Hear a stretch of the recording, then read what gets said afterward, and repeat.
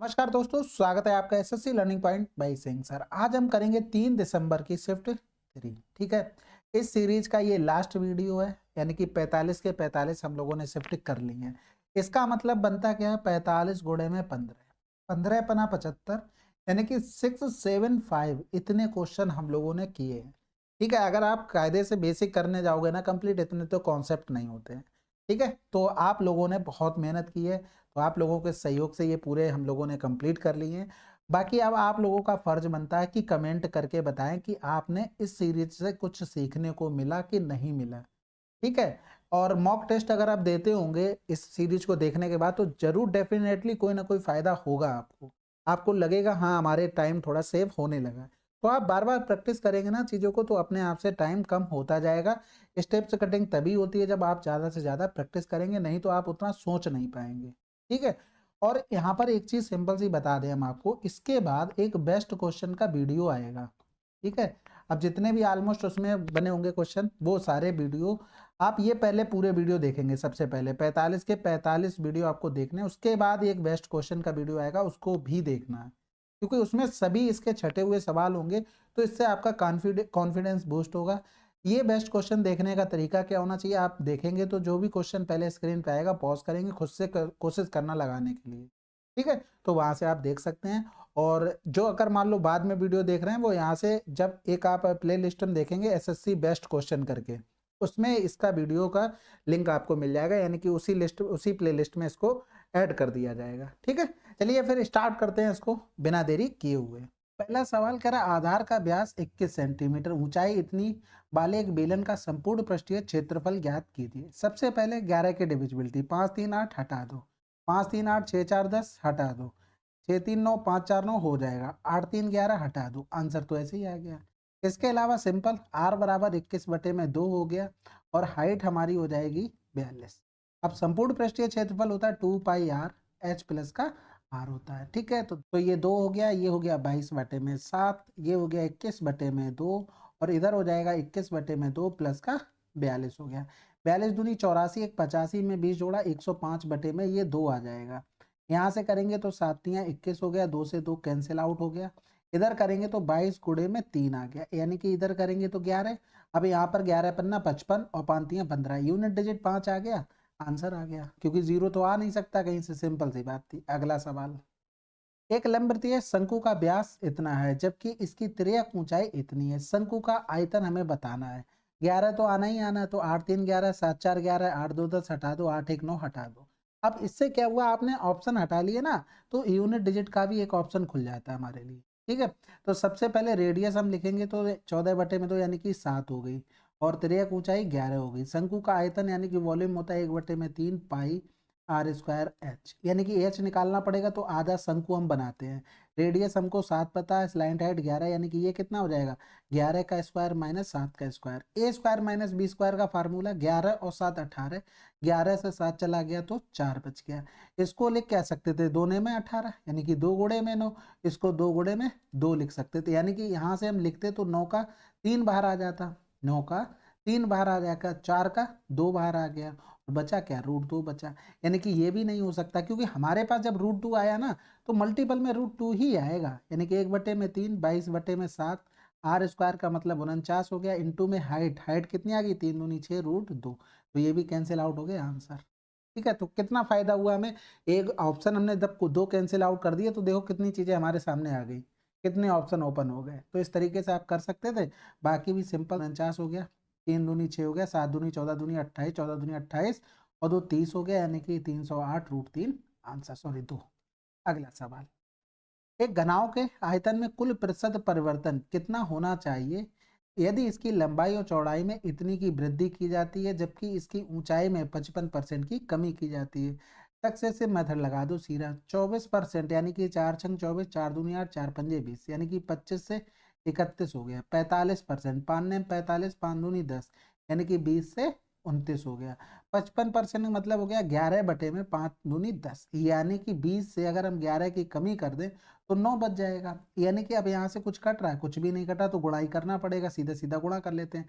तो 25 दूनी 50, 50 दूनी 100 हो गया, यानी कि ये तो आ गया, 2 जीरो और आ जाएंगे। अब इन दोनों का गुणा करते हैं, 9 एकम 9 हो गया, 9 तियां 27, 2 एकम 2 27 और 2 29 हो गया, 29 की 9 हासिल लगा 2, 3 दूनी 6 2 8 हो गया।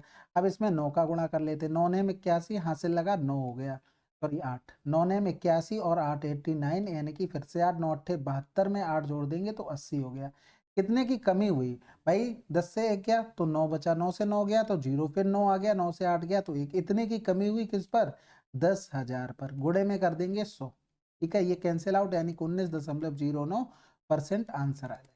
अगला सवाल, दो विषयों गणित और भौतिक में राम के अंक कितने अनुपात में हैं? यदि उसे गणित की तुलना में भौतिकी में 25 अधिक मिले हुए हैं तो गणित में उसके अंक, सिंपल है भाई, इन दोनों में डिफरेंस 5, 5 बराबर में 25, हमें निकालने थे गणित के, यानी कि 8 बराबर, यानी कि आंसर 40। अगला सवाल, एक वस्तु को इतने परसेंट के लाभ पर बेचा गया, यदि वस्तु का क्रय मूल्य वास्तविक मूल्य से 1000 अधिक होता जबकि विक्रय मूल्य अपरिवर्तित रहता तो अर्जित लाभ केवल 10% होता। वस्तु का वास्तविक क्रय मूल्य क्या था? अब देखो यहाँ पर 100 की चीज 23% लाभ पर बेचेंगे तो 123.75 हो गया। अगर हम इसको x मान लें तो कहने का मतलब है अगर ये 100x प्लस में 1000 हो जाता तो इस पे टोटल में प्रॉफिट हमें 10%, यानी कि 110% बराबर क्या होता, 123.75x, क्योंकि उसने सेलिंग प्राइस अपरिवर्तित रखा।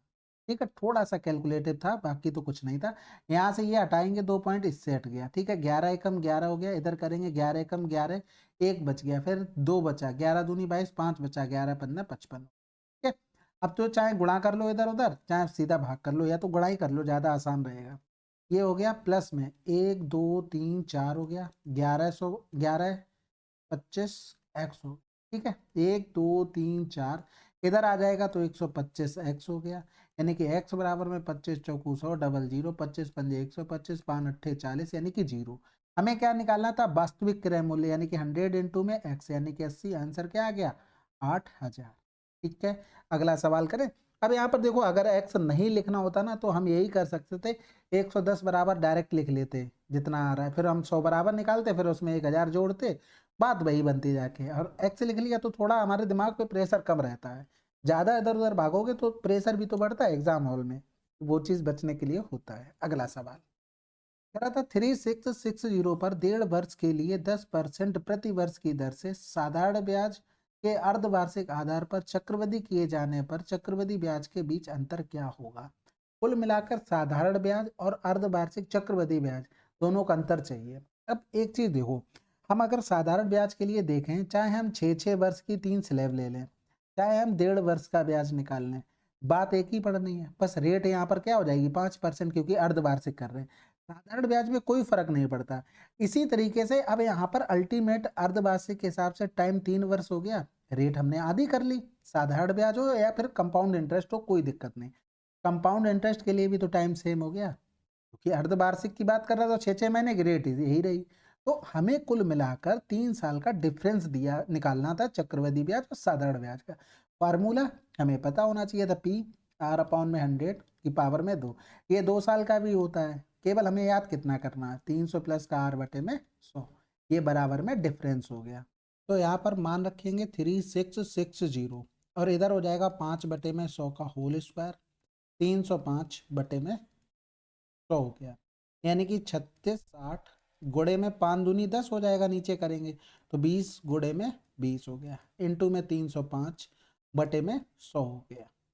अब ये 2 दूनी 4 हटा दो, यहाँ पर 4 नेम 36, 4 एकम 4, 4 पंजे 20 हो गया, बचा है 915 और 300 प्लस का 5, डायरेक्ट गुणा कर लेते, ठीक है, डबल 0, 3 पंजे 15, 3 एकम 3 एक 4 हो गया, 3 नेम 27 हो गया, 5 का करेंगे 55 25 हो गया, 5 एकम 5 2 7 हो गया, 5 नेम 45 हो गया, जोड़ देंगे तो जोड़ के इधर लिखते हैं 5 7 0, 4 4 8 1 9 हो गया, 7 और 2 हो गया, बटे में क्या था, 100 गुणे में 100। ठीक है, तो यहाँ पर आ जाएगा 27.9075, यानी कि राउंड ऑफ करके 28 आंसर। ठीक है, कुल मिलाकर आपको ये सब बनाना था, 3 साल का डिफरेंस का फार्मूला याद होना चाहिए था, आंसर आ जाता। अगला सवाल, एक दुकानदार 10% की छूट देने के बाद भी किसी वस्तु को 360 में बेचता है। एक दुकानदार 10% की छूट देने के बाद किसी वस्तु को 360 में बेचता है, यदि उसने 20% की छूट दी होती तो उसका विक्रय मूल्य क्या होता? देखो 10% छूट देने के बाद तो 90 का मान हो गया 360। हमें निकालना था 80 का मान, यानी कि 8 चौक 32, 320 आंसर। भाई 100 किसी चीज का प्राइस था, 10% छूट देंगे तो 90, 20% छूट देंगे तो 80। इसका मान दिया था, इसका निकालना था। अगला सवाल, दो संख्याओं का गुणनफल इतना है, महत्तम समापर्त इतना है, संख्याओं का लघुत्तम समापर्त ज्ञात कीजिए। अब देखो सिंपल सा फार्मूला, एलसीएम इंटू में एचसीएफ बराबर में होता है फर्स्ट नंबर इंटू में सेकंड नंबर, यानी कि दोनों संख्याओं का गुणनफल हमें दिया था, एचसीएफ से हम भाग कर देते तो एलसीएम आ जाता, डायरेक्ट निकालना था। 13 एकम 13 हो गया, बचा 7, 13 छक 78 ज्यादा हो जाएगा, 13 पंजे 65 हो गया, जैसे ही मिल गया आगे सोचना ही नहीं था। अगला सवाल, ये भी आसान है, एक्स अपॉन में बाई, ठीक है, 0.05 अपॉन में 5.5, ये पॉइंट हटाएंगे, ये पॉइंट हटाया, यानी कि यहाँ पर 2 के बाद था, यहाँ पर 1 के बाद, तो 0 आ जाएगा। इसका मतलब हो गया 1/110, तो डायरेक्ट मान रखेंगे, यानी कि 110 माइनस का 3 इंटू में 1, 110 प्लस का 3 इंटू में 1, यानी कि 107/113 आंसर। अगला सवाल, कुमार ने दो योजनाओं ए और बी में कुल इतने का आंशिक रूप से निवेश किया। दोनों योजनाओं में साधारण ब्याज की दर से 14% की वार्षिक, 11% की वार्षिक थी। यदि 2 वर्षों में अर्जित कुल ब्याज इतना था तो योजना बी में निवेश की गई राशि कितनी? तो देखो 14% एक था, एक पे 11% था। यहाँ पर अगर हम देखते तो 11% और 3%, यानी कि एक्स्ट्रा जो कुछ आ रहा होगा वो 3% की वजह से आ रहा होगा। यानी कि अगर हम 16,900 पर, ठीक है, हम क्या करते हैं 11% के हिसाब से 2 वर्ष का ब्याज देख लेते कितना बन रहा है, यानी कि 2 ने में 18 हो गया, 16 दूनी 32, 1 33 हो गया, गुणे में 11, नहीं कि 8, 8 3 11, 3 3 6 1 7 हो गया और 3 हो गया, ठीक है। इतना ब्याज मिलना चाहिए, लेकिन मिला कितना है 4498, यानी कि इन दोनों में डिफरेंस करते हैं तो 14 से 7 गया तो 7, यानी कि इतना एक्स्ट्रा क्यों हो रहा है, इसी 3% की वजह से। समझ रहे बात को मैं क्या कहना चाह रहा हूँ? इसी 3% का मान है 780, और इसमें कर देंगे 2 साल का, क्योंकि 3 में तो हम 2 का गुणा कर नहीं रहे हैं, 2 साल का तो ही बड़ा होगा इतना, हमने तो किया नहीं, हम 1 साल का ही कर लेते हैं, तो 3% या तो यहाँ पर 2 का गुणा करके कर लो, लेकिन ये करने की जरूरत नहीं। अब हम 100% बराबर निकालते हैं, यहाँ पर 780 अपॉन में 6 गुणे में 100 हो गया, तो इधर करेंगे 6 कम 6 6 3 18, यानी कि 13,000 रुपये हमने कहाँ पर इन्वेस्ट किए, इस राशि पर किए, यानी कि हमें ये वाली निकालनी थी। तो अगर हम दूसरी के लिए जाते तो कितना लगाते भैया, 16,900 से हम 13,000 माइनस कर देते, यानी कि 6 से 3 गया 3, 3900 रुपया हमने लगाया होगा। अगला सवाल करें, चलो फिर, निम्नलिखित में से कौन सी संख्या एक अभाज्य संख्या है? अब देखो इसमें क्या हुआ, हमारा सब कुछ नियम फेल हो गए, यानी कि जो हमने बड़े से बड़े अभाज्य नंबर याद किए थे, 1 से 100 तक जो मोबाइल नंबर याद किया था वो सब फेल। अब क्या करते हैं, जो भी ये नंबर लिखे हैं उनसे जस्ट छोटा एक हम स्क्वायर देखते हैं। जैसे 30 तक है तो 900 हो गया, यहाँ पर 147 तक तो नहीं पहुंचे, 31 का 961, 32 का 1024, ठीक है, तो 1024 यानी कि 32 का स्क्वायर 1024 होता है। इसी से सारे बड़े नंबर लिखे हुए हैं। अब 32 से छोटे जितने भी प्राइम नंबर होंगे, जैसे 31 हो गया, 29 हो गया, 23 हो गया, और 19 हो गया, 17 हो गया, और इससे पहले क्या आ जाएगा, 11 हो गया, 13 हो गया, 7 हो गया, 5 हो गया, 3 हो गया, 2 हो गया, बीच में कुछ बचा हो तो देख लेना, इनसे सबसे हमें चेक करने पड़ेंगे, ठीक है। तो सबसे पहले तो 7 4 11 1 12, ये तो 3 से डिवाइड हो रहा है, इसको तो हटा दो, ठीक है। अब यहाँ पर देखो 9 7 16 1 17, 9 1 10, यानी कि 3 से डिवाइड नहीं हो रहा, 9 4 13 1 14, तो ये तो खेल खत्म हो गया, 2 का तो हो ही चुका था। 11 से देख लेते हैं, 9 7 16, 11 से भी एक भी नहीं हो रहा, तो 11 का भी खेल खत्म। अब छोटे से देखो 5 भी चला गया, क्योंकि 5 से कटने के लिए लास्ट में या तो 0 चाहिए या तो 5 चाहिए। अब 7 पे आते हैं, यानी कि 7 का देखते हैं, तो 7 एकम 7, 7 तीन 21, यानी कि ये 7 से डिवाइड हो गया। इसको देखेंगे 7 एकम 7, 2 बचा, 7 दूनी 14, यानी कि 7 से डिवाइड नहीं हुआ। 13 से हम इसको देखेंगे, देखना तो देखो सभी को है, ऐसा नहीं है कि ये कट गया, अभी नहीं, दोनों को देखना देखते रहते, लेकिन हमारे सामने टिक है, तो ये भी आप लोग समझ गए होंगे कि हम क्या करेंगे, हमको सब चेक करने पड़ेंगे, इसके अलावा हमारे पास कोई ऑप्शन नहीं है, ठीक है। तो 13 से करेंगे, 13 सत्ते 91 हो जाएगा, ज्यादा हो जाएगा, 13 छक 78, और 12 बचा, नहीं कटेगा। 17 से करेंगे तो 17 पे ना 85 हो गया, यानी कि 5 17 3 51, ये 17 से कट गया, यानी कि आंसर ये, ठीक है। चेक करने पड़ेंगे इसमें, और मैं कुछ भी निंजा टेक्निक आपको नहीं सिखा सकता। अगला सवाल, रीवा ने गलती से 45 को 54 पढ़ लिया, प्रक्रिया में हुई प्रतिशत वृद्धि या कमी ज्ञात कीजिए। देखो 45 को 54 पढ़ लिया यानी कि 9 की वृद्धि हो गई किसमें 45 में, घोड़े में 100 कर देंगे यानी कितने की वृद्धि हुई टोटल 20% की। 9 पन्ना 45 5 दूनी 10। अगला सवाल, एक व्यक्ति ने 85 प्रत्येक की दर से 16 वस्तुएं, 65 प्रत्येक की दर से 15 वस्तुएं और 75 प्रत्येक की दर से 12 वस्तुएं खरीदी। प्रत्येक वस्तु की औसत कीमत क्या होगी? देख लो भाई, कर लेते हैं भाई। 16 वस्तुओं के 85 हो गया, ठीक है, 15 वस्तुओं का 65 हो गया और 12 वस्तुओं का 75 हो गया। कोई सा भी एक एवरेज मान लो, ऑप्शन का सहारा लेते हुए हम 75 मान लेते हैं, हमें एक में जीरो भी मिल जाएगा, यहाँ जीरो, ये 10 कम लेके आए और ये 10 ज़्यादा लेके आए, यानी कि 16 में गुणा करेंगे तो प्लस का 160 हो गया, इसका 15 में गुणा करेंगे तो माइनस का 150। कुल मिलाकर हमारी 10 ज़्यादा है, यानी कि जो हमने माना है वो एवरेज में टोटल 10 बढ़ रहा है। एक लोगों में कितना बढ़ेगा, तो 6 5 11 2 13, हासिल लगा 1 हो गया, यानी कि 2 और 1 3 1 4 हो गया, बटे में 43 हो गया, यानी कि पॉइंट लगा के जीरो बढ़ाना पड़ेगा। तो सिंपल सी बात है, 75 प्लस समथिंग आंसर आ जाएगा बस। अगला सवाल, एक पुलिसकर्मी एक चोर का पीछा करता है जो उससे इतने मीटर की दूरी पर है।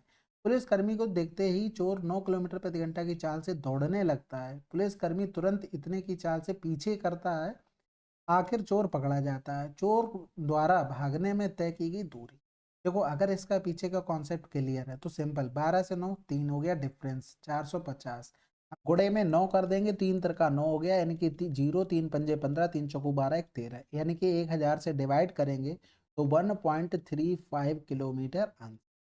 अब होता क्या है, जैसे ये रहा यहाँ पर चोर, ये है पुलिस, इसने 450 मीटर दूरी पर है ये चोर ये पुलिस। अब यहाँ पर मान लो पकड़ा गया, तो यहाँ से यहाँ जाने में उसे टी समय लगा, तो यहाँ से यहाँ जाने पर पुलिस वाले को भी टी समय लगा है, यानी कि टाइम कांस्टेंट हो गया। स्पीड में रेशियो 9 और 12 का है, ठीक है। तो एक चीज बताओ, डिस्टेंस में भी रेशियो सेम ही तो रहा होगा, 9 और 12 का, तो कितना डिफरेंस है 3, यही 3 बराबर में 450 दिया था, हमें निकालना था चोर का, यानी कि 9 बराबर 3 गुना हो रहा था, इसका भी 3 गुना कर दिया यानी कि 1350, 1000 का भाग कर दिया, किलोमीटर में आ गया। अगला सवाल, 1200 पुरुषों के एक सैन्य दुर्ग के पास 15 दिनों की खाद्य सामग्री, सैन्य दुर्ग में 600 पुरुष बढ़ा दिए गए हैं, तो खाद्य पदार्थ कितने समय तक चलेंगे? अब देखो ये खूब सवाल कर लिया, 12 6 18 करेंगे तो 15 एकम 15 और 12 यानी कि 10 दिन आंसर। बस आपको देखो प्रैक्टिस तो कैसे करनी ही पड़ेगी, स्टेप से कटिंग और कैलकुलेशन थोड़ा आपको मतलब नॉर्मल वे में सोचना पड़ेगा बैठ के कि ये कैसे आसान कर सकते, ठीक है। तो 6 दूनी 12 हो गया, 6 तियाँ 18 हो गया, 3 पंजे 15 हो गया, 5 दूनी 10, यानी कि x बराबर कितना आ गया 10 दिन आ गया, ठीक है। मैंने क्या किया था, डायरेक्ट 15 से 18 में भाग कर दिया था, 15 एकम 15 15 दूनी 30, 12 से 12 काट लिया, एक ही ऑप्शन में 10 लिखा था, अगर कहीं 10 और 100 ऐसे लिखे होते तो हम प्रॉपर भाग करना पड़ता, लेकिन एक ऑप्शन में 10 था तो सिंपल हो गया, ठीक है। चलिए फिर, ये हमारे 45 के 45 शिफ्ट दिल्ली पुलिस के समाप्त हो चुके हैं। कमेंट जरूर कीजिएगा, आप बताइएगा कैसा लगा, आपको सीख कर कुछ मजा आया कि नहीं आया, या मॉक करने की आपकी स्ट्रेटजी को चेंज हुई कि नहीं हुई, कुछ सुधार हुआ कि नहीं हुआ। टाइम बचेगा, डेफिनेटली बचेगा, आप अगर अपना 100% दिए होंगे, ठीक है। चलिए फिर मिलते हैं अगले वीडियो में, तब तक के लिए जय हिंद जय भारत।